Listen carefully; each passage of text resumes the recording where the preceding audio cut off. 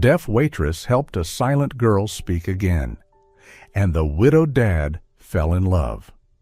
On a rainy afternoon in the heart of Seattle, a small coffee shop tucked between two quiet streets radiated the warm scent of cinnamon and espresso.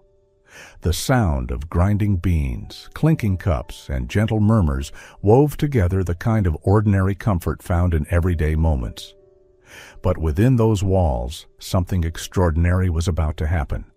A deaf waitress, a weary single father, and a little girl who hadn't spoken in almost a year. Their paths were about to cross, and nothing would be the same again. Maya didn't hear the drip of coffee or the hurried calls from the kitchen, but she felt the rhythm of the cafe in everything, the sweep of a hand, the curve of a frown, the rush in someone's eyes.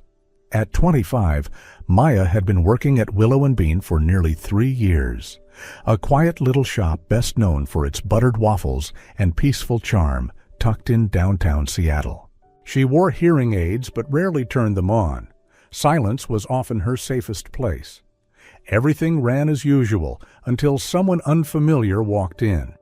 He didn't stand out in the way most people do, but there was something in his posture, tired, but not just physically.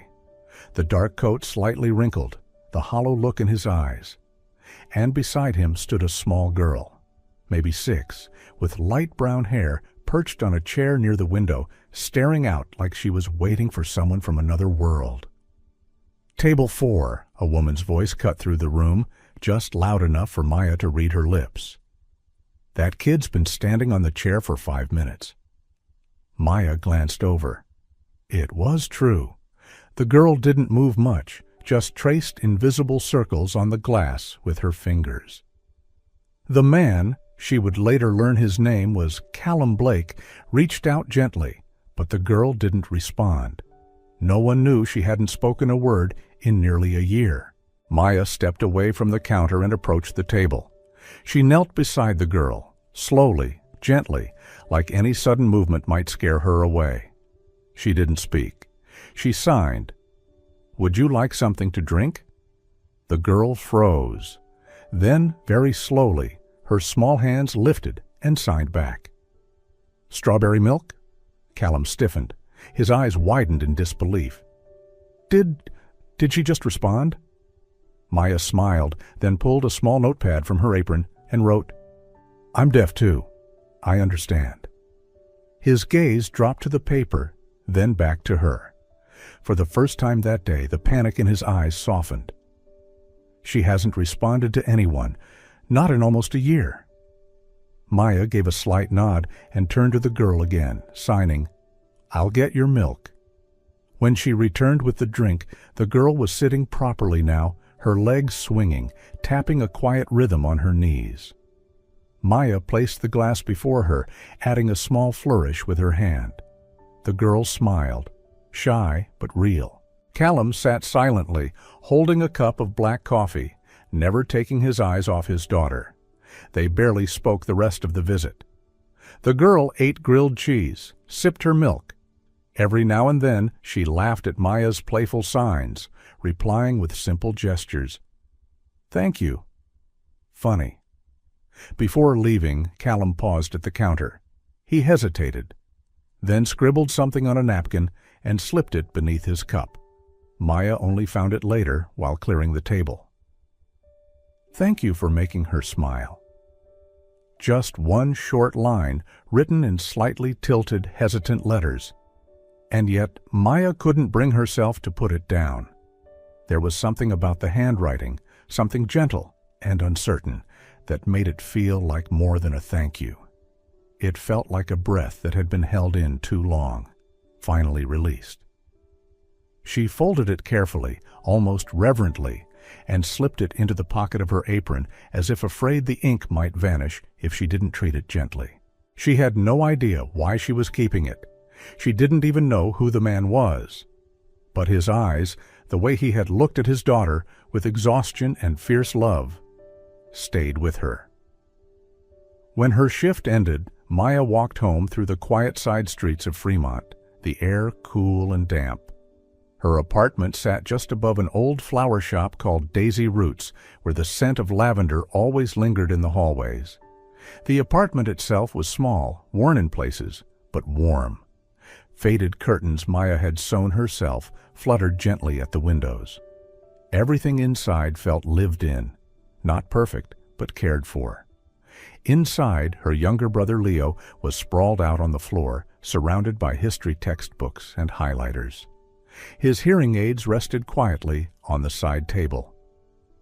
At 17, Leo had been deaf his whole life, just like Maya. But his world seemed lighter somehow. He smiled easier, maybe because Maya had always carried the weight for both of them. She poured 2 mugs of chamomile tea, handed one to Leo, then sat beside him. With a smirk, she signed, "You need sleep, not history." Without looking up, Leo signed back, "You need to stop worrying. I'm fine." She smiled, though the weariness in her eyes gave her away. The endless cafe shifts, the mounting medical bills, the rent that was already overdue, it never really left her. There was a time Maya dreamed of becoming a teacher for deaf children. She'd filled out applications, written essays, and carefully planned her path. But after their mother passed and their father disappeared, dreams became a luxury she could no longer afford. She didn't complain. She just adapted. Took more shifts, cleaned houses, sold hand-sewn crafts online. She stayed for Leo, so that he could keep his dreams even if she had to let go of hers. That night, after Leo had gone to bed, Maya sat by the window with the napkin in her hand once more. The soft street light outside cast a gentle glow across the room. She reread the words, "Thank you for making her smile."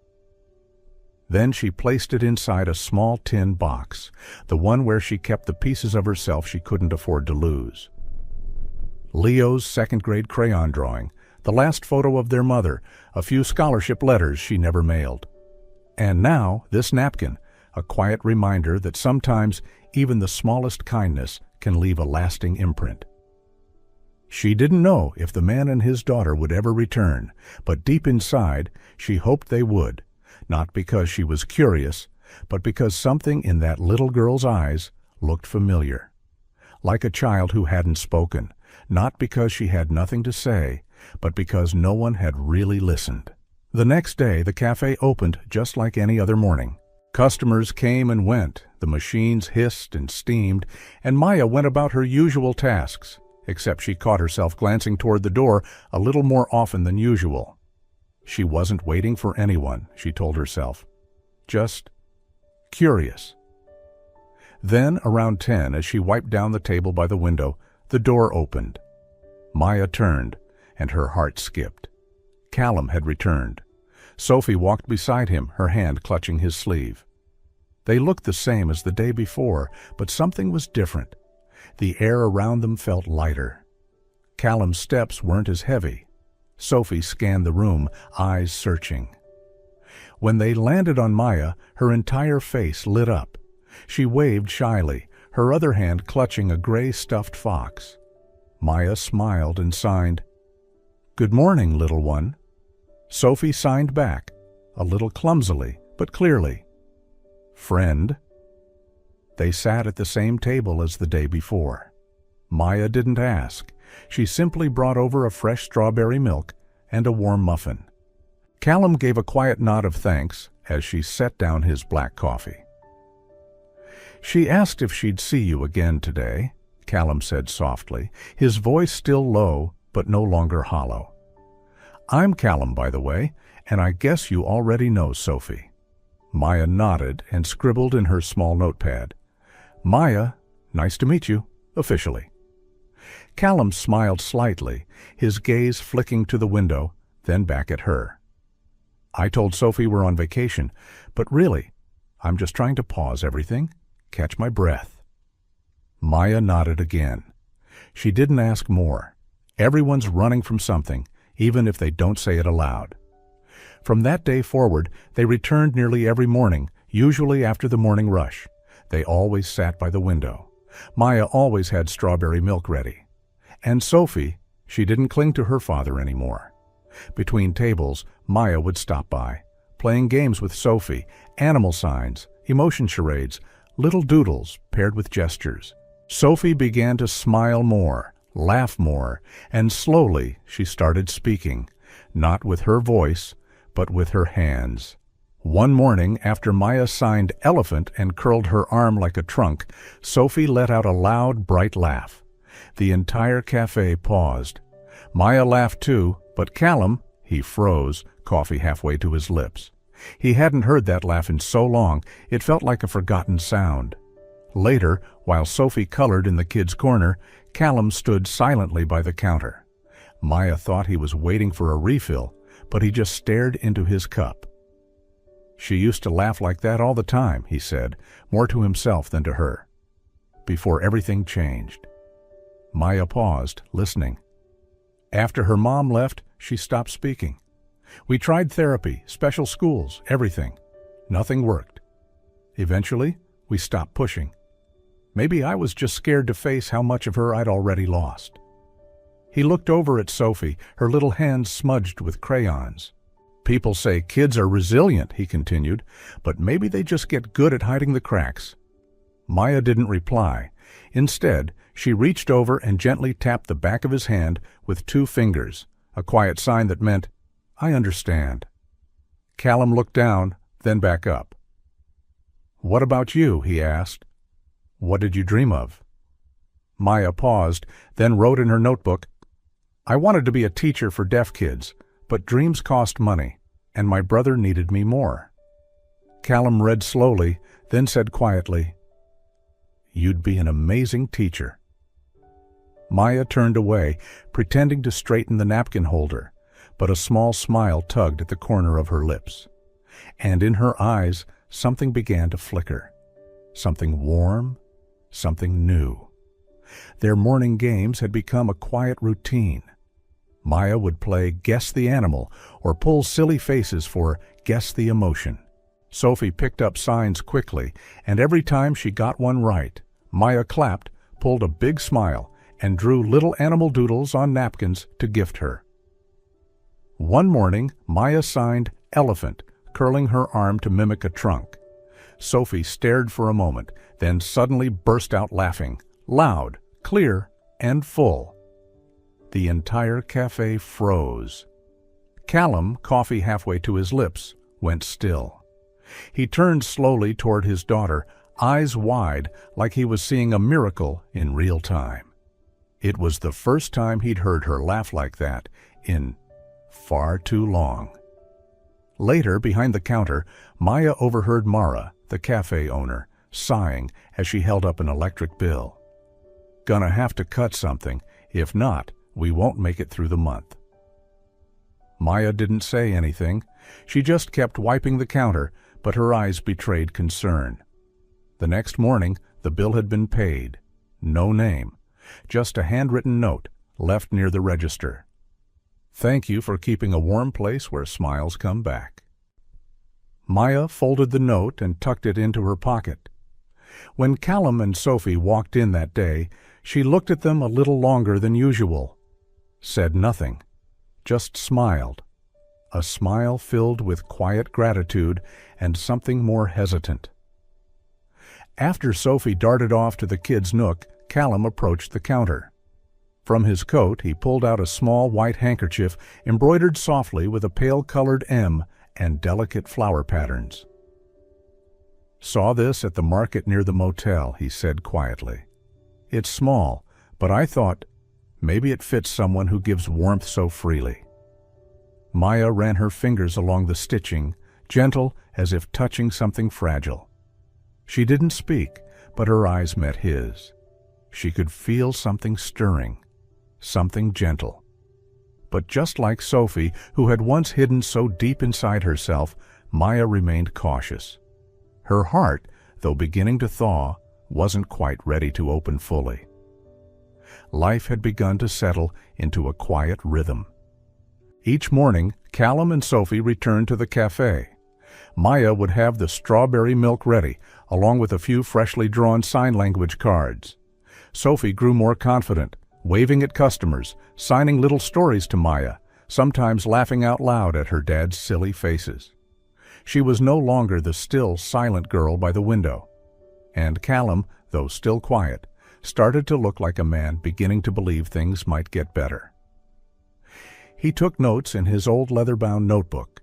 He listened when Maya signed, not just with gratitude, but with something deeper. As for Maya, she found herself thinking about them more often, folding napkins, wiping tables, wondering if she was beginning to feel something she hadn't let herself feel in a long time. One breezy afternoon, she caught herself wondering, if this were a story, would she be allowed to hope for a soft ending? But every gentle story has its turning point.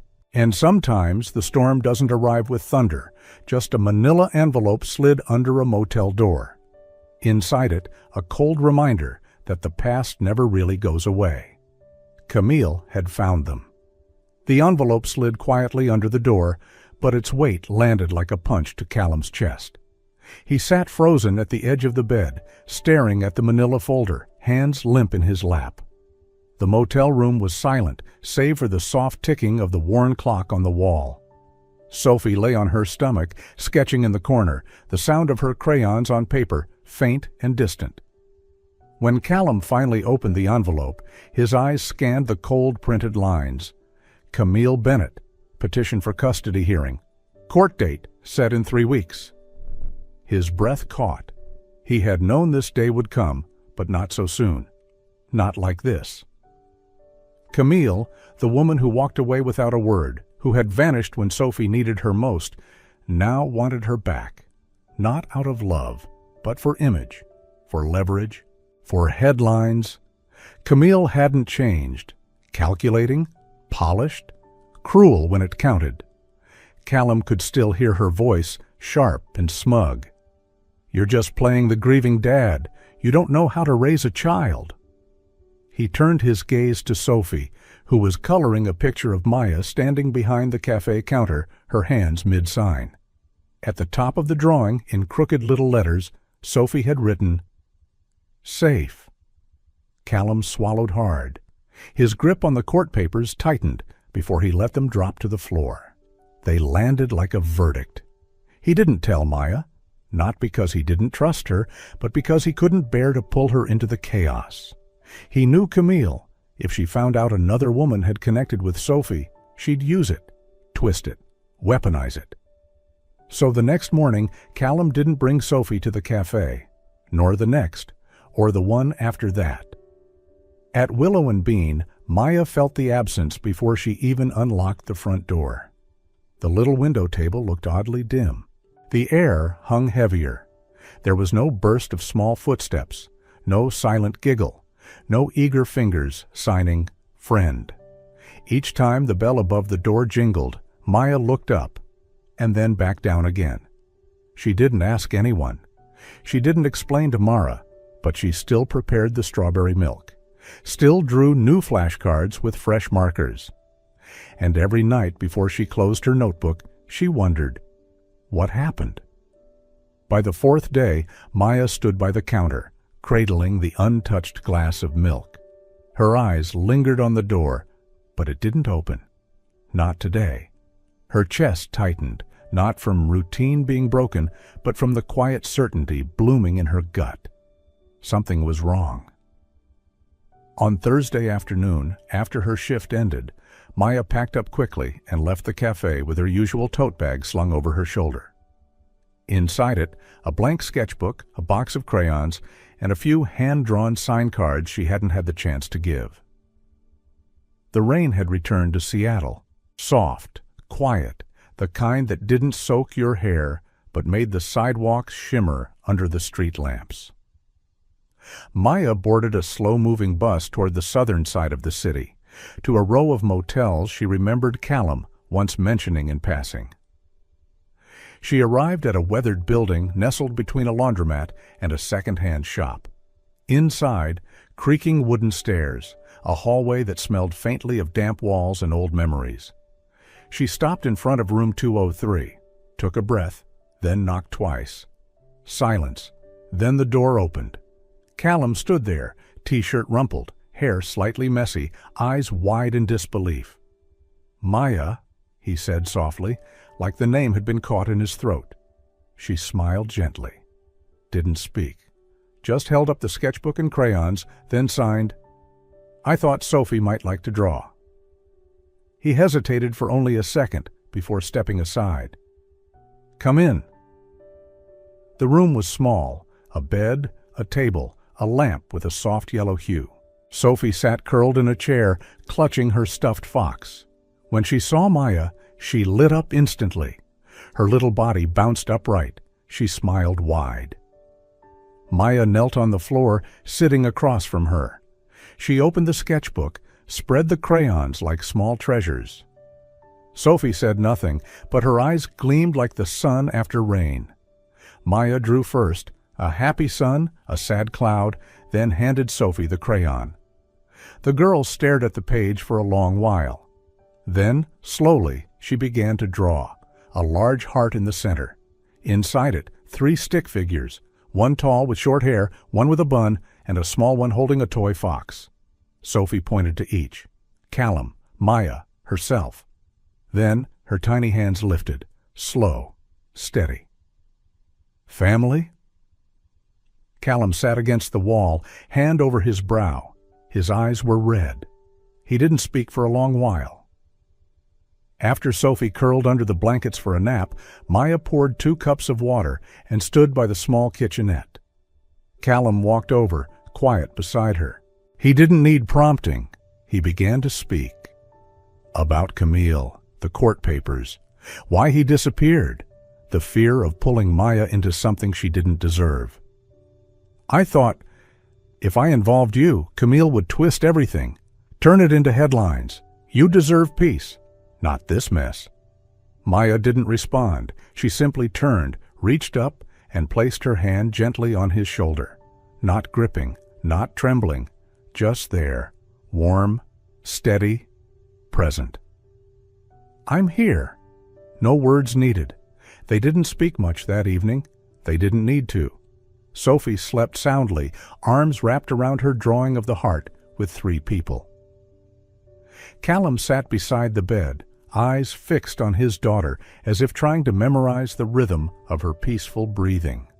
Maya sat at the foot of the bed, quiet, her hand resting on the now-closed sketchbook. The room didn't say much, but it held everything unspoken, the fragility of what they had, and the looming weight of what might come to take it away. The next morning, Callum walked Maya home early. Before she stepped out, he whispered, "I won't let Sophie walk into that courtroom alone." Maya simply nodded, her hand resting lightly over his, a silent promise in return. She understood, and if he let her, she wouldn't let him walk in alone, either. 2 days later, the court hearing would begin. Camille would return. And this time, the truth had to be heard, not just with words, but with the heart.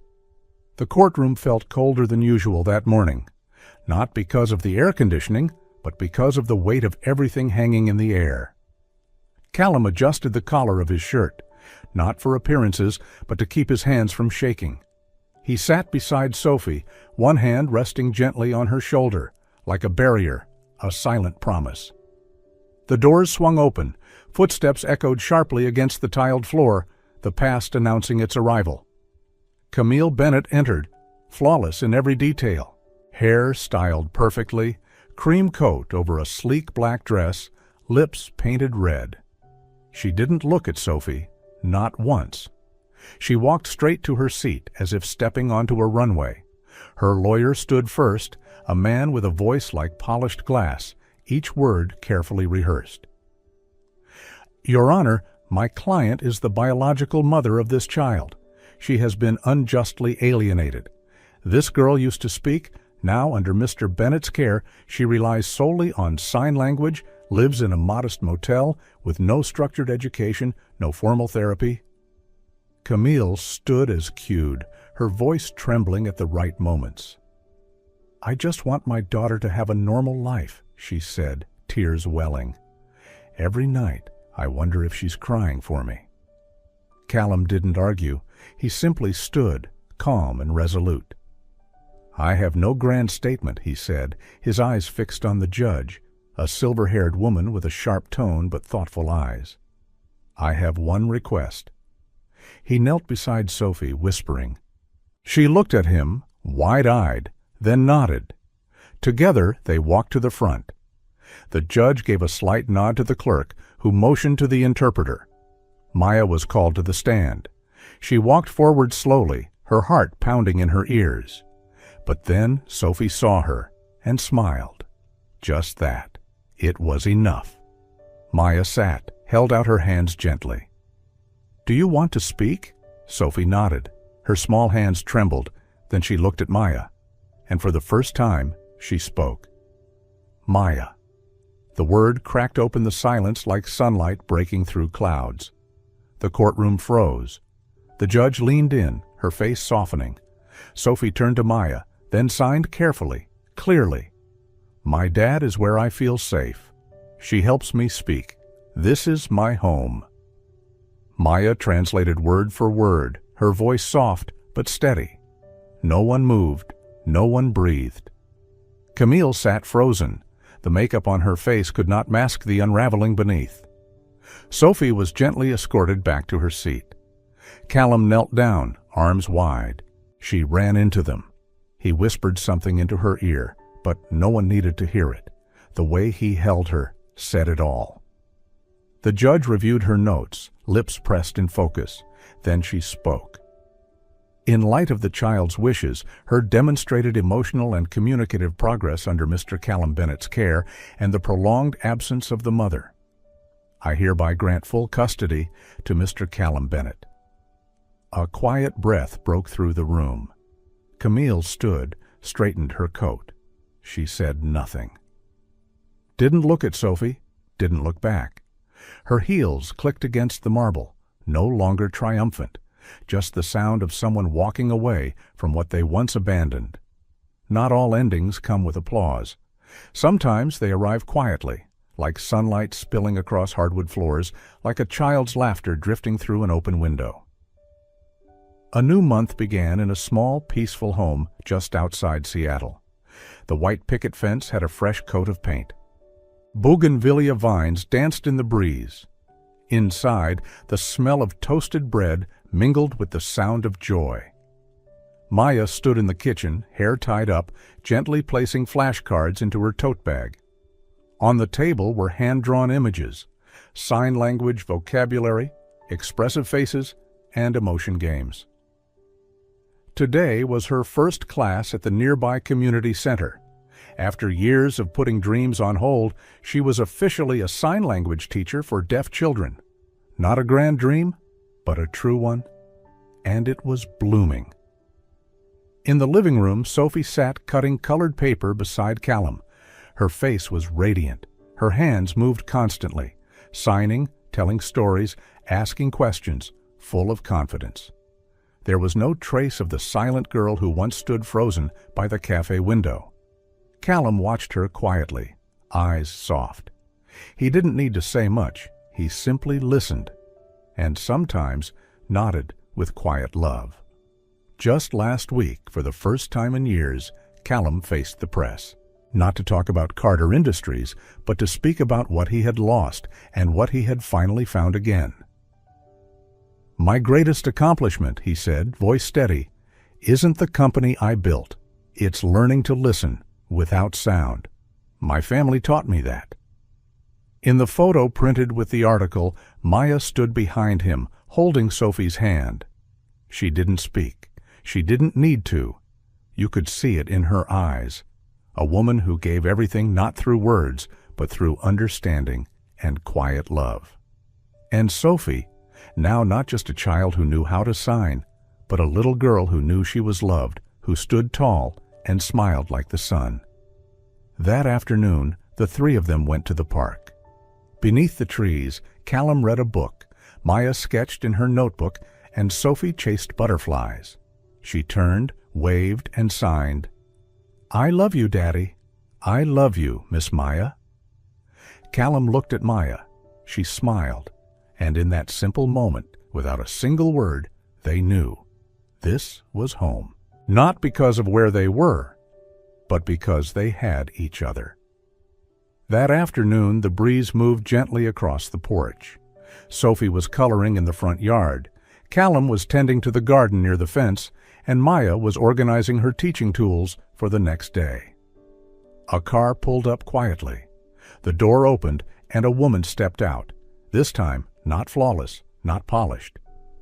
Camille, no makeup, no heels, just a simple cardigan and a small paper bag in hand. Callum stood, paused for a moment, but said nothing.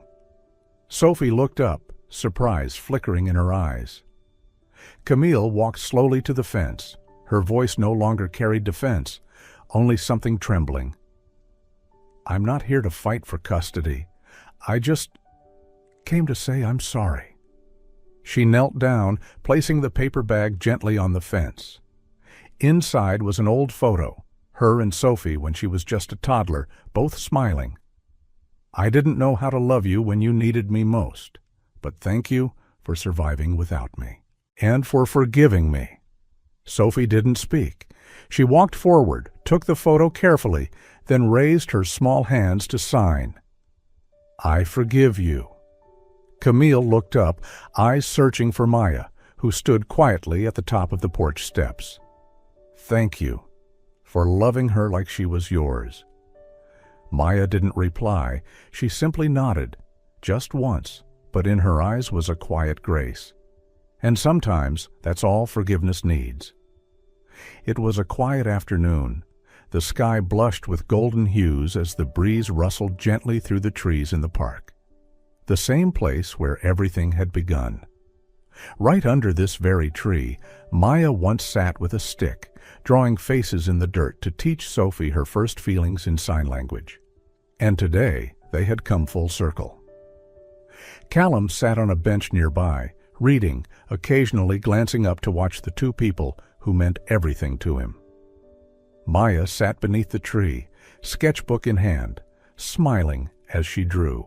Sophie ran barefoot through the grass, her laughter rising like music into the air. Then suddenly, Sophie froze. Her bright blue eyes locked onto Maya with a kind of wonder, like she was seeing her for the first time all over again. Then, soft at first, louder with certainty. "Mama." Maya froze. The sketchbook slipped from her fingers. Her heart skipped a beat.